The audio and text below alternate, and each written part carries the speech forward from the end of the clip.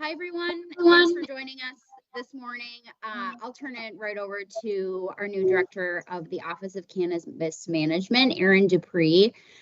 She'll give some brief remarks and then we'll open it up for questions. So if you use the hand raise tool on the top right-hand corner of your screen, we'll take questions in the order they come in. Just limit yourself to one question and a single on-topic follow-up so we can get to as many of you as possible. Thanks again. And with that, I'll turn it over to Erin. Yes, good morning, everybody. Thank you for taking the time to be here. As Claire said, my name is Erin DuPree. I am the first director of the new Office of Cannabis Management. I'm sure you all have a lot of questions, but let me give you a little bit of background on myself. I am a born and raised Minnesotan. I've been doing business here for the better part of 20 years as an entrepreneur and consultant. I've also worked and done consulting work and contract work in other legal states, so California, Colorado, Michigan, Illinois, New Jersey, but more locally, I have owned and operated a low-dose hemp business called Lunacy that I'm actually in the process of selling due to this appointment. I also have a consulting service that helps entrepreneurs in the cannabis space move forward. That is also being dissolved and given to another consultant due to this appointment. But I'm really excited about this, as I'm sure you guys are as well. One of the things that was really apparent in my family is that my grandfather, who was actually the representative for the 63rd district back in the 1950s, which was Becker County, has instilled in all of us that you come out of the private sector to serve your state and your community with the knowledge that you have, and I'm really driven by that. I'm also really excited to create an industry for Minnesota that is based on craft, right? We want craft grows, we want micro and meso businesses to be the heart of this industry. I really want Minnesotans to know that I am here for them and for businesses. As we all know, it's going to take a heave-ho to get this going. I'm excited to get to work, and I hope you guys are all excited to meet me.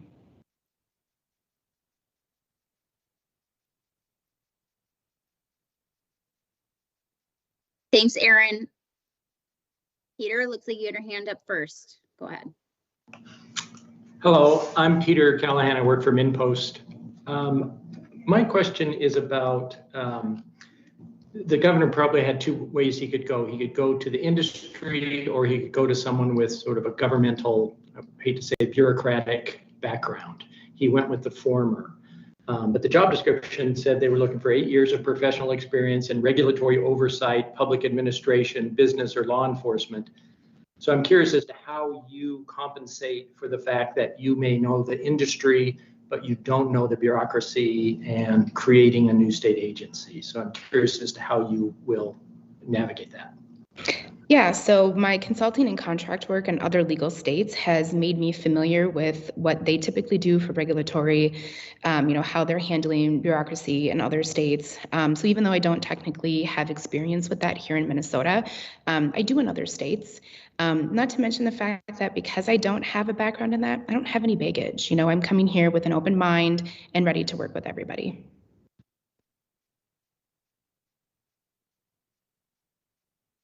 Tori, go ahead. Yeah, first, Claire, sorry to break the rules, Claire, but I have a quick clarifying question first, just like fact-checking clarifying. So, Director, you're the second consultancy listed in the press release. That's also a cannabis. You're advising specifically cannabis businesses in that role, not any sort of business. No, right now we are just focusing on cannabis businesses, but in a previous life, yeah, I have done consulting for just about every industry there is. Other businesses too. Okay, cool. I wanted to clarify that.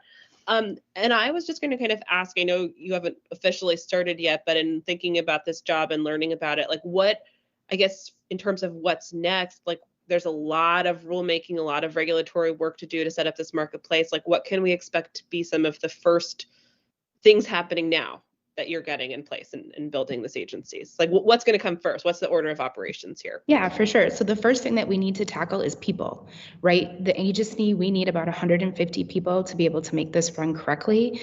Last Friday, they actually already released 9 key positions, for which we already have almost 250 applicants. So the first order is going to be getting those key positions filled and filling the positions in the advisory board.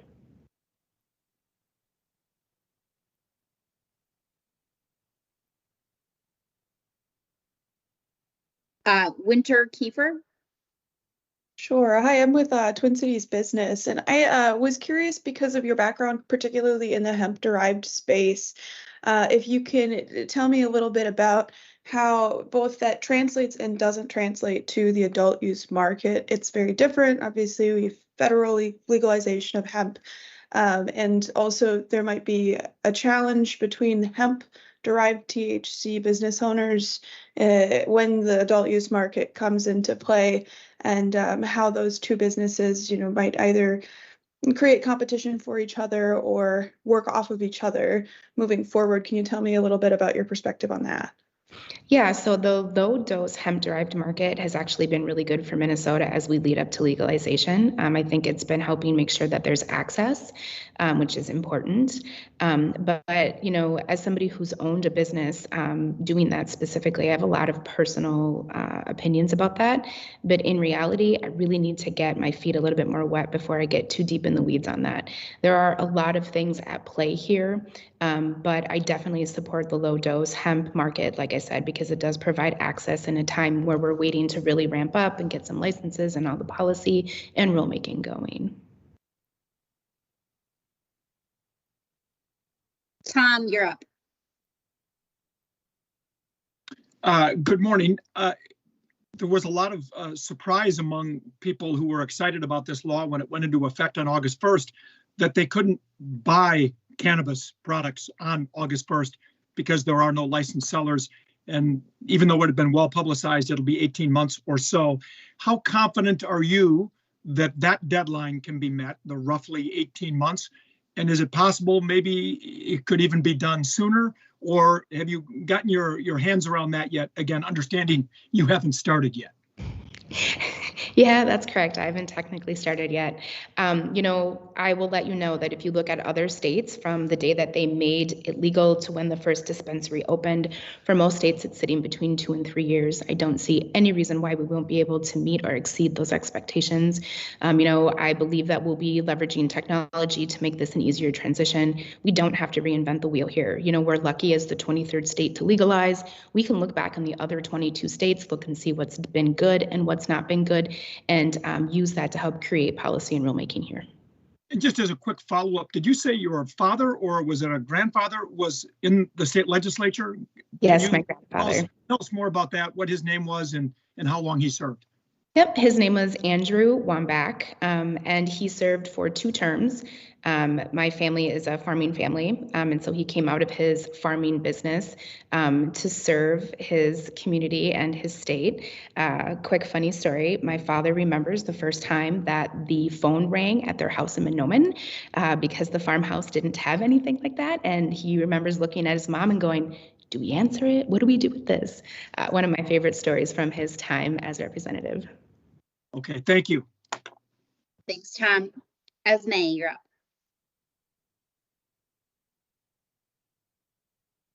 You're muted. Sorry about that. Hey, Esme Murphy with WCCO. One question and then a quick follow-up. First of all, you're coming from the small business background. I mean, you're going to be in charge of a organization that's going to be overseeing a multi-million, tens of millions of dollars industry. And with that comes so many concerns about, fraud or, impropriety or whatever. I mean, how are you going to translate your background as a small business person into such a huge job that for at least this state, it is new? Yeah, for sure. So let's not mince words. We know that within the first year of legalization, Minnesota is going to do about $1 billion in revenue in this industry. But let's also look at the fact that this is a giant startup. And I have done no less than a dozen of those. My experience does translate. The people that we're going to be working with are people that I already know. The industry itself, I'm well versed in. I understand what they're already working towards. So my background definitely fits. My favorite part of business is the startup point anyway, right? This is the part that I enjoy the most and the one that I have the most experience in. And I actually believe that's part of what helped me get this position. If I could just ask a quick follow-up. Just for the public, I think there's so much confusion about what people can do or can't do. For instance, there's even a clause in the Constitution that talks about people being allowed to peddle the products of a farm or garden that they've grown without obtaining a license. People are saying that applies to marijuana. How are you going to go about, I don't know if you have any comment on that, but how are you going to go about sort of clarifying things for people as we go forward over the next 18 months? Yeah, for sure. But we know that one of the first things we need to do is educate the general public. There's a lot of misinformation out there, and a lot of that has been because they haven't had this position filled, right? This is a big undertaking. We're creating an entire new agency here, right? So there has to be some give and take from the public knowing that we're working on it, we're going to get there, and we're going to educate Minnesotans so that they can make the best decision for themselves. Any comment at all on that clause in the Constitution that seems to suggest farmers can sell what they grow without a license? Yeah, I haven't actually officially started yet. I don't start until the first week of October. So let's wait until I get my feet a little bit more wet for that one. Very fair. Thank you so much. I appreciate it. Thanks, Esme. John Croman.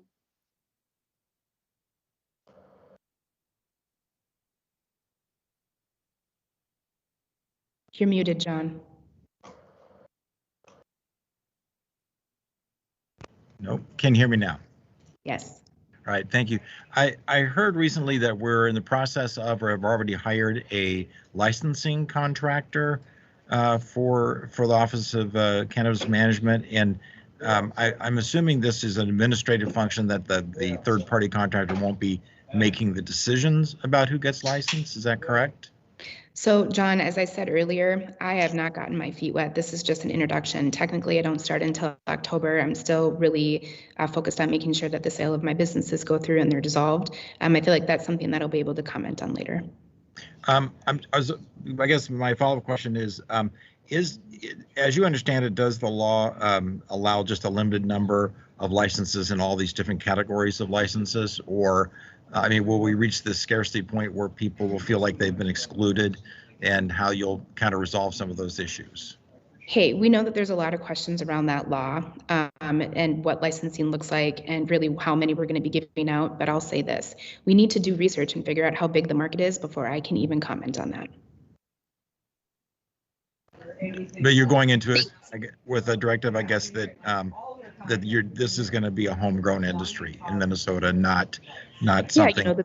Yeah, for sure. The bill talked about the fact that it's important to make it a craft grow, make it a craft industry, and I'm committed to that as well. Micro and meso businesses are the heartbeat of most industries, and I don't see that cannabis would be any different. Thank you. Thanks, John. Corin.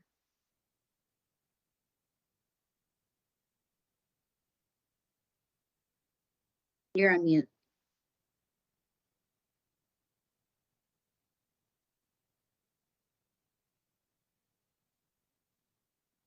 And maybe having some connection issues. We can come back to you. Let's go to Brian.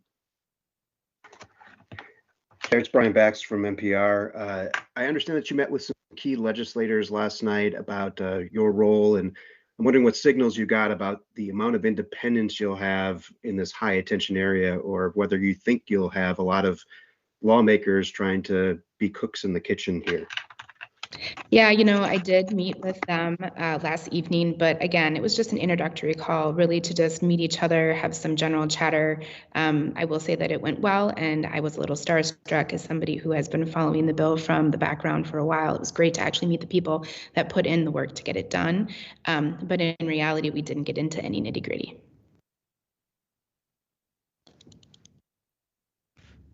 Corin, do you want to put your question in the chat, and then Tori will end with you. Do you want me to go now, Claire, while he's writing, or wait for him to write this question in the chat? We'll end with Corin. You go, Tori. Okay, Tori with Axios again. Speaking of those cooks in the kitchen, we're expecting kind of some tweaks, some cleanup legislation next year. Are there areas or issues of the bill that you have already identified that you will be asking the legislature to make, that you think should be made, like changes that you think should be made in the law itself at this time? Yeah, have reading through the law. I think we all have opinions on, what could change, what could be better, but this isn't a one-man show. My opinion definitely matters, but it's not end game. So as we get further in, but right now that's kind of up in the air.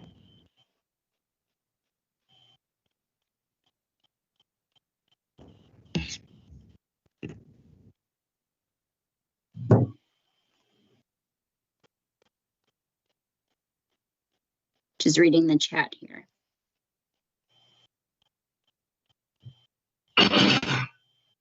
Erin, I don't know if you know the answer to this. Will OCM get its own building, or will you be housed in one of the existing state agency headquarters buildings? Yeah, in the interim, we will be housed at the Ag building. Eventually, I think there's some chatter that we'll get our own building, but nothing is set in stone yet. All right, last one with Peter.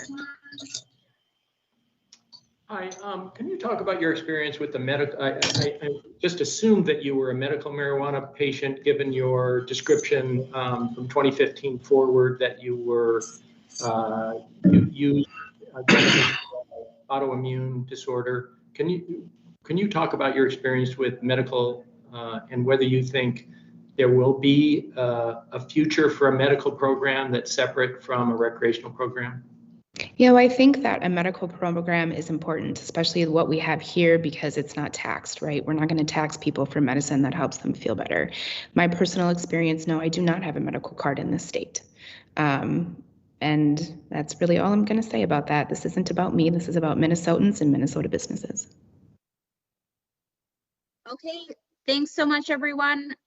Look forward to talking more about this Ryan, when Erin starts. in the chat. Erin, your early read on testing capacity and whether there will be a government-driven process or contracted to private vendors in the landscape for other states. Yeah, again, that's a little early to talk about that. You know, I still have another 10 days here before I start, so let's table that and talk about it later. Okay, thanks so much, Erin. Thanks everyone for joining us. Thank you all for Reach your out time. with any other questions.